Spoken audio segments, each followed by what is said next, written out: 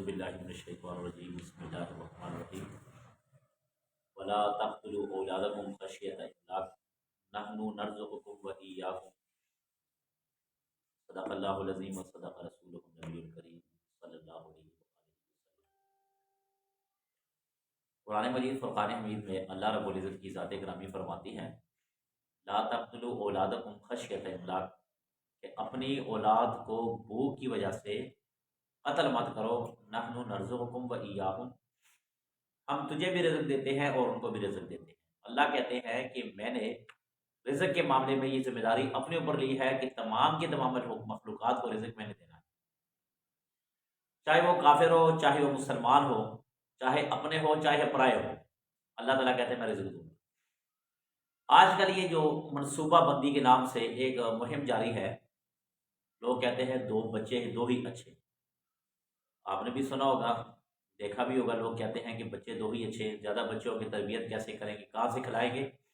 یاد رکھنا نبی کریم صلی اللہ علیہ وآلہ وسلم نے فرمایا کہ قیامت کے دن میں اس مرد اس عورت پر فخر کروں گا کہ جن کے بچے زیادہ ہوں گے، جو میری امت کو اور بڑھائیں گے۔ تو قیامت کے دن قابل فخر بات اس عورت اور اس مرد کے لیے ہے کہ جناب نبی کریم صلی اللہ علیہ وآلہ وسلم اس مرد اس عورت پر فخر کریں گے کہ دیکھیں انہوں نے میری امت میں اضافے کا سبب یہ لوگ بنے ہیں۔ یہ جو ذہن ہے کہ بچے کم ہی اچھے اور اولاد کم ہونی چاہیے، یہ انگریزی ذہن ہے، یہ مسلمانوں والا ذہن نہیں ہے۔ تربیت بچہ ایک ہو، بچہ دو، بچے چار ہو، اگر ایک آدمی 10 بچوں کی تربیت نہیں کر سکتا تو وہ 2 بچوں کی بھی تربیت نہیں کر سکتا۔ اور جو آدمی یہ کہتا ہے کہ بچے جتنے کم ہوں گے تربیت اتنی کی اچھی ہوگی، یہ سب قابل توجہ قابل غور بات ہوتی ہے۔ ماں باپ جتنا غور کریں گے ایک بچے پر 10 بچوں پر تو تربیت ان کی اچھی ہوگی۔ اور جو رزق کا معاملہ ہے، اللہ تعالیٰ نے پہلے سے آغاز ہی کہہ دیا کہ رزق میں نے دینا ہے۔ اللہ تعالیٰ کی ذات فرماتی ہے انسان کو تو رزق کے حوالے سے کبھی پریشان ہونا ہی نہیں چاہیے۔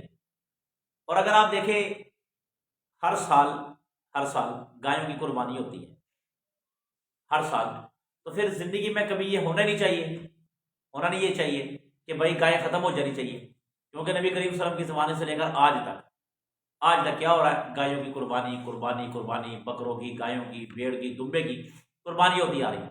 تو پھر تو یہ جانور ختم ہو جانی چاہیے، کیوں کہ ہر سال ان کی جو ہے قربانی ہوتی ہے، مگر اللہ تعالیٰ اس کے باوجود کیا کرتے ہیں؟ اس میں اضافہ فرماتے ہیں۔ اسی طرح آپ نے دیکھو کہ کتوں کی قربانی ہوتی ہے، گدھوں کی قربانی ہوتی ہے، نہیں تو بالمقابل ان کے مقابلے میں ان کو ایسے ہونا چاہیے جیسے انسان ہر جگہ نظر آتے ہیں، آپ کو ہر جگہ کتے، خنزیر، بھیڑیا اور یہ گدھے وغیرہ نظر آنے چاہیے، مگر نہیں نظر آتی۔ سمجھ آ رہی ہے میری بات؟ کہنے کا مقصد یہ ہے کہ اللہ تعالیٰ کی ذات ہی بڑھاتی ہے، اللہ تعالیٰ کی ذات ہی کم کرتی ہے، اللہ کی ذات ہی رزق دیتی ہے، اللہ کی ذات ہی انسان کو پالتی ہے۔ یہ جو منصوبہ بندی والا ذہن ہے یہ ختم کر دینا چاہیے، یہ اپنے ذہنوں سے نکال دینا چاہیے۔ جو اللہ کے نبی صلی اللہ علیہ وآلہ وسلم نے فرما دیا اس پر عمل کرنا چاہیے۔ اللہ سے دعا ہے کہ اللہ تعالیٰ ہمیں نبی کریم صلی اللہ علیہ وآلہ وسلم کے طریقے پر چلنے کی توفیق